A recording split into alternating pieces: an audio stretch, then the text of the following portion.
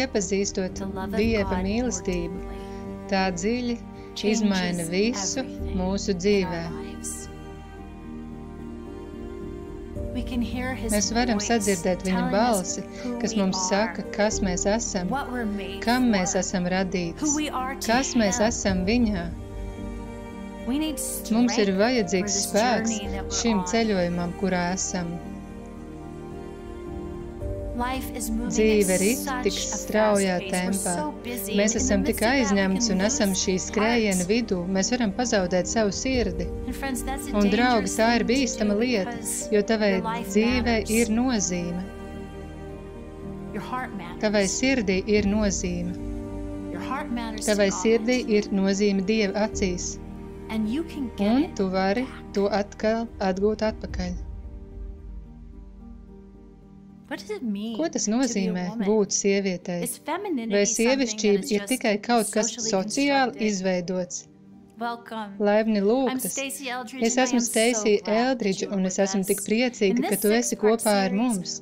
Šajās 6 tikšanās reizēs mēs dosimies dārguma medībās. Tās būs dārguma medības, atklājot Dieva sirdi un atklājot to dziļo, skaisto sievišķīgo sirdi, kuru viņš tevī ir ielicis. Ko Dievs ar to domāja, kad 1. Mūzes 1:26-27 sacīja, darīsim cilvēku pēc mūsu tēla un pēc mūsu līdzības, tie, lai valda pār zivīm jūrā un pār putniem gaisā un pār lopiem un pār visu zemi un visiem rāpuļiem, kas rāpo zemes virsū.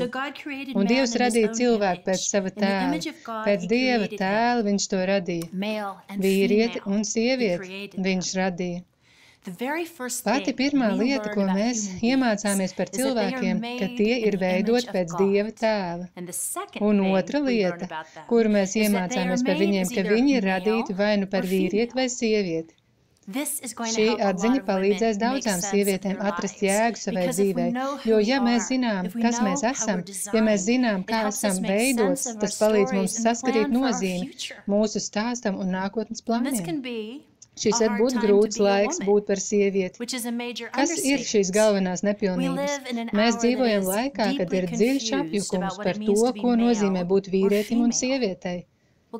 Dievam tas tik ļoti rūp, dziļi rūp par to, par savu līdzību, kur viņš mūsos ielicis, rūp par dzimumu, par tavu sievišķīgo sirdi. Starp citu, Jēzus arī dalās ar to pašu pasaules skatījumu Mateja 19. nodaļā.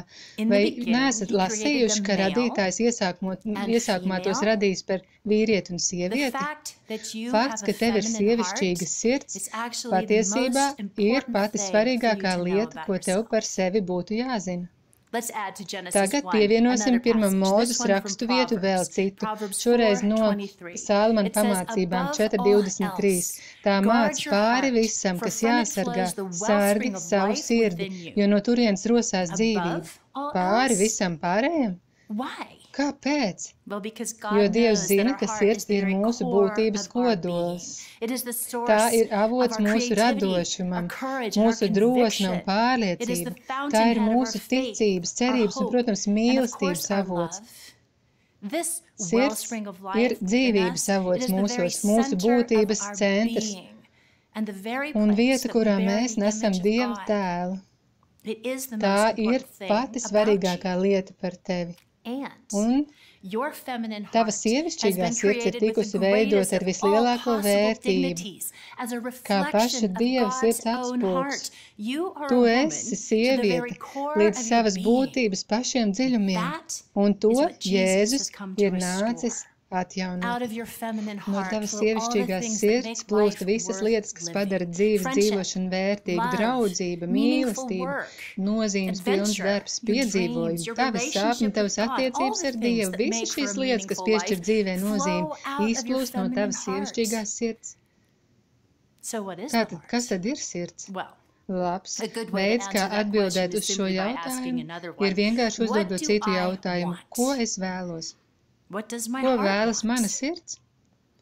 Neskatoties uz tavu vecumu, neskatoties uz to, no kurienes tu nāc, Tu atklās, ka pašos būtības dziļumos katra sieviete ilgojas pēc 3 pamatlietām. Viņas katra sevi izsaka atšķirīgā veidā, jo mēs esam radītas unikālas, bet pašos būtības dziļumos ir ilgas, kuras piemīt mums visām. Ja jūs pavērot rotaļas, kuras spēlējam kā mazas meitenes, filmas, kuras mīlam, stāstus, kur piesaist mūsu sirdis, jūs atklātu, ka katra sieviete ilgojas būt romantiska, būt neaizstājama un parādīt skaistumu. Vai jūs ziniet, kas ir pirmās pārdotākās grāmatas? Tie ir mīlestības romāni. Šeit es nerunāju par literatūras kvalitāti. Tas ir Džeinā Ostinā, tas ir grāmatās, kurās sievietes stāv uz klints un viņas mati plīvojas aiz viņas. Kurš pērk šādas grāmatas? Sievietes. Sievietes pērk un furgoniem. Šo grāmatu autori tās ir smalki uzrakstījuši, lai aizskartu sievietes sirds dziļākās vēlmes, vēlme būt spēcīgai un uzvarēt, vēlme izvirzīties un par kuru cīnās, vēlme būt romantiskai. Vēlme būt romantiskai ir katras sievietes sirds pamatā. Un mēs to mazinām, mēs cenšamies to raidīt prom, mēs cenšamies to nogalināt, mēs jūtamies apkaunots par to, bet tā tam nav jābūt, jo tas ir šeit, kur mēs nesam pašu Dieva tēlu. Dievs mīl romantiku. Mēnes gaisma virs ūdens, krītošas zvaigznes, dzēļa, puķes, mūzika, šokolāde. Tās visas ir viņa idejas. Oh, it was so beautiful. I know, but you never know until you know. Yeah, exactly. Hang it in there.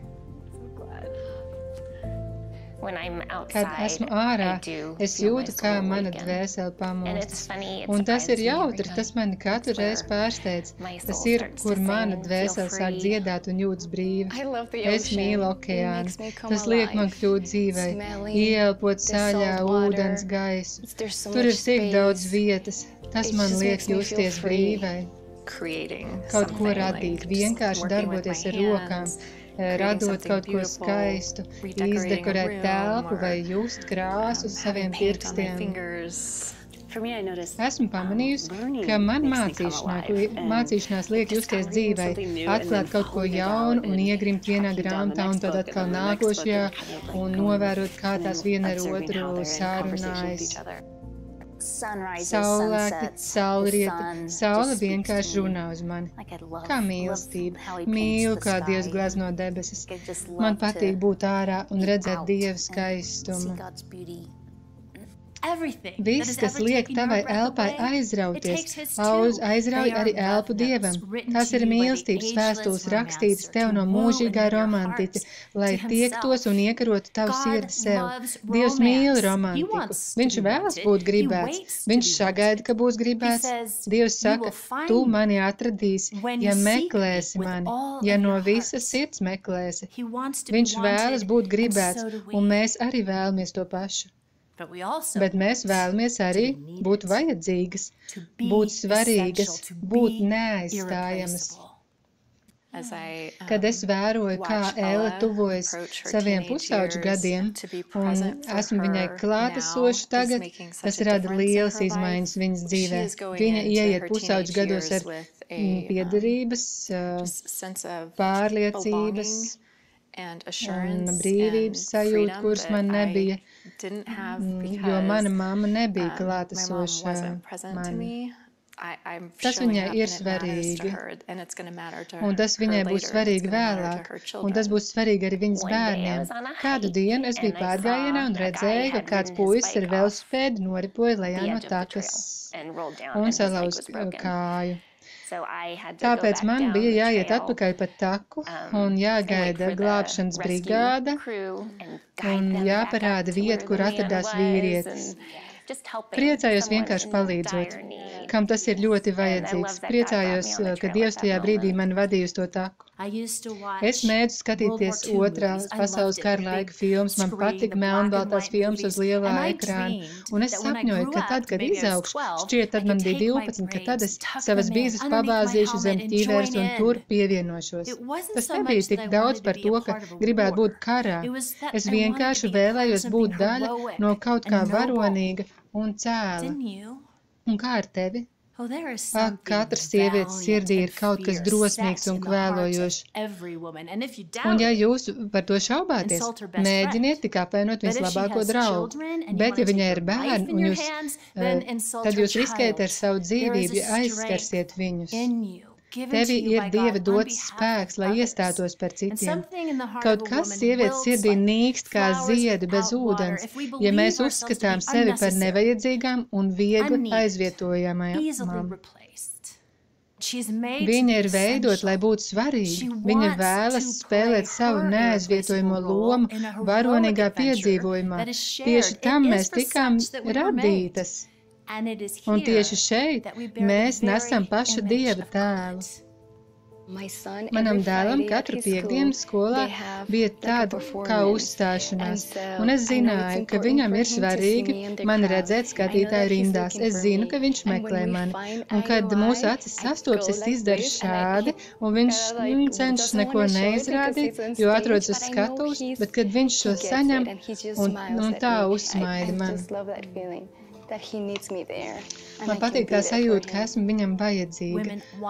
Sievietes vēlas, lai viņām būtu pašām savs skaistums, ko piedāvāt. Pavērojiet mazu meiteņu spēles. Daudzas meitenes stundām spēlēs pārģērbšanās spēli, vecmāmiņas, vecais naktsreklis ir balles tērps. Parastas krēles ir nenovērtējamas dārglietas, un māmas vecās kurpes ir stikla kurpītes. Un daudzas mazas meitenes pavadīs stundas pārģērbjoties, un tad iznāks un jautās, vai tu mani redzi? Ir arī tāds laiks, kad daudzas mazas meitenes nevilks neko, kas negriežas, un vēl labāk, ja tas vēl vizuļo. Tas, kur es rodu prieku, radot kaut ko skaistu, ir tad, kad cilvēks sapulcējas pie manis uz mīlestību. Man patīk uzklāt galdu, un nav tā, ka man ir kaut kas smalks vai kas īpašs, bet man vienkārši patīk tas mirklis, kad viss ir pagatavots, tas mirklis īsi pirms ierašanās, un tad, ja sagatavotais vēl labi garšo, tas ir tik liels prieks. Mūsu kāzdienā man bija 23 gadi, man patika kleita un patika grīms, bet es neatceros, ka būtu jutusies tik skaista, jo mana mamma neatnāca. Es atceros, ka meklēju viņas skatienu pirmajās rindās, bet viņai nekad tas neizdevās. Manā 40. dzimšanas dienā es vēlējos sajusties skaisti, un kāda tuva un mīļa draudzene viņa ienāca un izturējās kā mīloša māte. Viņa aizveda mani uz dārglietu veikalu, un savā dzimšanas dienā es sajūtos tik skaista, tik ievērota. Es cīnījos ar lielu sevis nicināšanu un saspringumu savā ķermenī. Es izjūtu, ka skaistuma būtība ir plūstoša un spontāna, un tāpēc esmu no tā diskvalificēta.